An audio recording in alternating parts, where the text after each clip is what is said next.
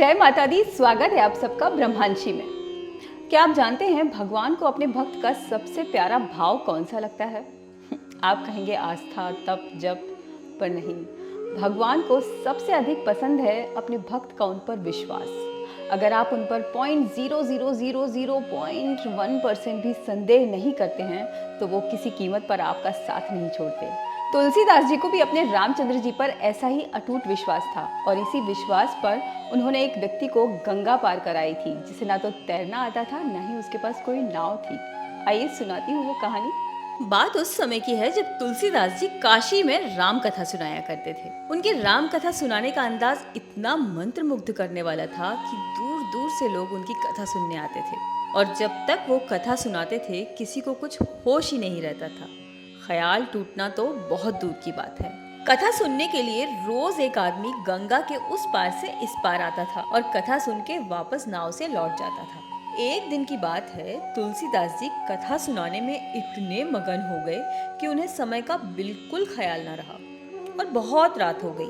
जब कथा समाप्त हुई तो देखा कि सारे नाव वाले वापस जा चुके हैं। अब बाकी सब जो इस पार ही रहते थे वो तो अपने अपने घर लौट गए, पर वो आदमी जो गंगा के उस पार से आता था परेशान हो गया कि अब घर कैसे जाएगा।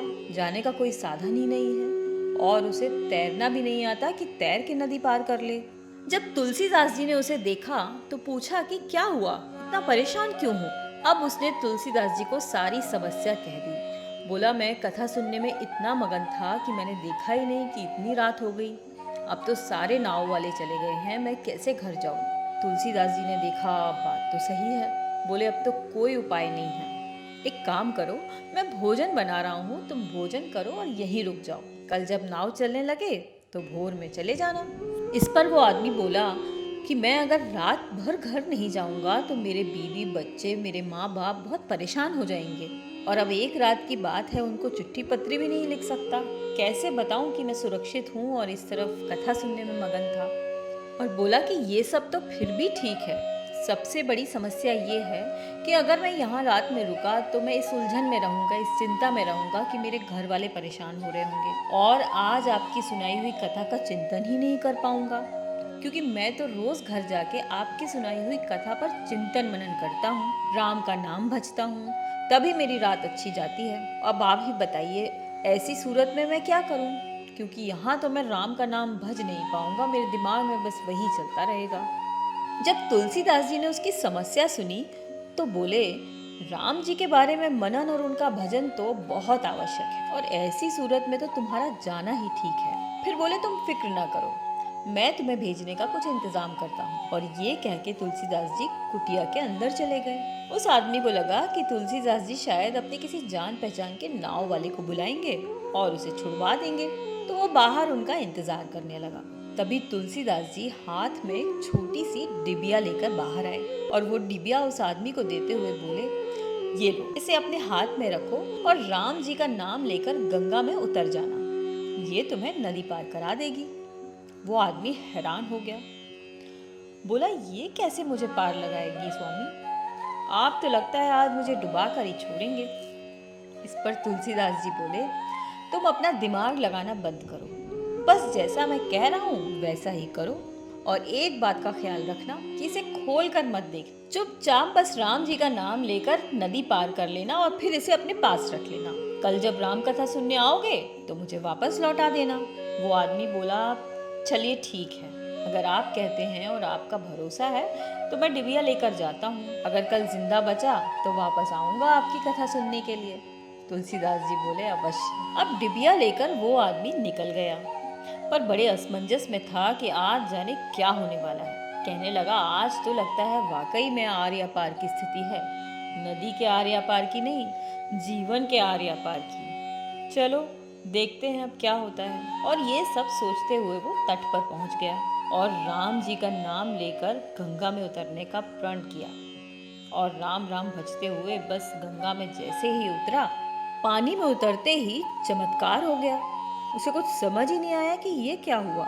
गंगा जी ने अचानक से अपना बहाव रोक दिया और उसके जाने के लिए एक मार्ग बना दिया। ये देखकर तो वो बिल्कुल ही पागल हो गया। बोला, ये तो चमत्कार हो गया। मैं तो सोचता था कि तुलसीदास जी जो हैं वो राम भक्त हैं, बस बड़े धार्मिक हैं, पर ये तो लगता है जादू टोना भी जानते हैं, ये तो जादू ही हो गया। और झटपट ये सब सोचते हुए वो उस राह पे चल पड़ा। अब जैसे जैसे वो आगे जाता जा रहा था, रास्ता अपने आप बनता जा रहा था। वो जैसे ही आधे रास्ते तक पहुंचा, उसके मन में एक जिज्ञासा जागी कि आखिर इस डिब्बी में ऐसा है क्या कि गंगा की धार रुक गई है और ये रास्ता मेरे लिए अपने आप बनता ही जा रहा है। अब मानव मन तो मानव मन, उसे सब जानना होता है और उसने वही किया। अपनी जिज्ञासा के साथ उसने तय किया कि मैं ये डिब्बी खोल के देख लूँगा। और देखते ही देखते उसने डिबिया का ढक्कन खोल दिया। ढक्कन खुला तो देखा कि डिबिया के अंदर एक पत्ते पर कुछ लिखा हुआ है। अब उसने पत्ता निकाला और जैसे ही उसने पत्ता खोला, देखा कि उसमें राम लिखा हुआ है। जैसे ही उसने राम का नाम पत्ते पर देखा, बोल उठा, तो मैं तो जादू टोना समझ रहा था, ये तो राम का नाम लिखा हुआ है। क्या राम भी जादू टोना करते हैं? इसमें तो कुछ है ही नहीं, बस राम का नाम लिखा हुआ है पत्ते पे। क्या सच में बस राम नाम का पत्ता इतना बड़ा चमत्कार कर रहा है? वो आदमी ये सोच ही रहा था कि अचानक से गंगा जी, जो उसके लिए रास्ता बना रही थी, अपने वास्तविक रूप में आ गई और उसके लिए बनाया गया रास्ता पानी में बदल गया। देखते ही देखते आदमी डूबने लगा। उसे समझ आ गया कि डिबिया खोलने पर उसने बहुत बड़ी गलती कर दी है। तभी वो डिबिया और पत्ता भी उसके हाथ से छूटकर नदी में गिर गया। अब आदमी बुरी तरह घबरा गया। उसे समझ ही नहीं आ रहा था कि करे तो क्या करे। उसने राम नाम जपना शुरू कर दिया। उसे लगा कि राम का ही तो नाम है, पत्ते पर भी वही लिखा था, मैं भी बोल देता हूँ। वो ये कर रहा था, लेकिन फिर भी वो डूबे जा रहा था। उसे कुछ समझ ही नहीं आ रहा था कि अब करे तो क्या करे। उसे लगा बस अब तो सच में मेरा हो गया कल्याण, और हो गया मैं, अब कुछ नहीं होने वाला मेरा। गंगा जी का बहाव तेज हुए जा रहा था और आदमी को लगा, हे भगवान मैं क्या करूं। अब वो जोर जोर से चिल्लाने लगा, राम जी बचाइए मुझे, राम जी बचा लो मुझे, हे राम जी मुझसे गलती हो गई, मैंने डिबिया खोल दी, मुझे बचा लो, गंगा जी बना दो रास्ता मेरे लिए। पर कहाँ, गंगा तो अपना तीव्र रूप लिए जा रही थी। वो परेशान राम जी का नाम लिए ही जा रहा था, पर कुछ नहीं हो रहा था। तभी उसके दिमाग में आया कि तुलसीदास जी ने तो मुझे राम का नाम देकर दे दिया था पत्ता, एक काम करता हूँ, तुलसीदास जी का नाम लेता हूँ।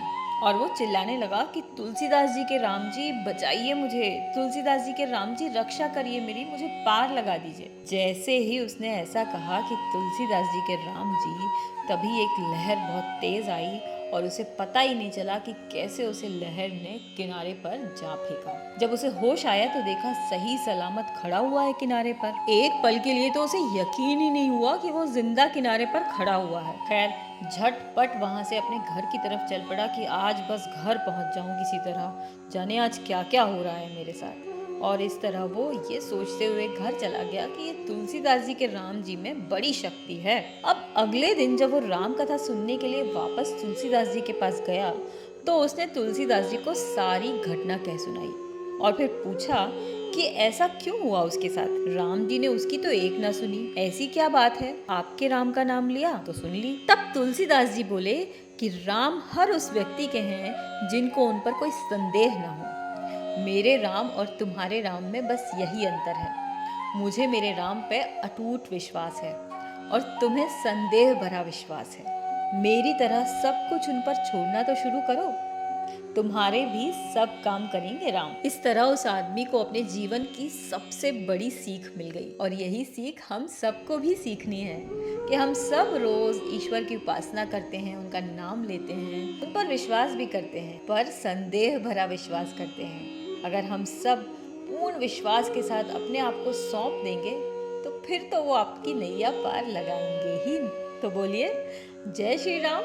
हम सबके श्री राम की जय, तुलसीदास जी के श्री राम की जय। आप सबसे आग्रह है कि मेरे बनाए गए वीडियोस अपने अपनों के साथ ज़रूर शेयर करें, क्योंकि इसमें कहीं ना कहीं कुछ ना कुछ ज़रूरी जानकारी होती है जो उन्हें भी हेल्प करेगी।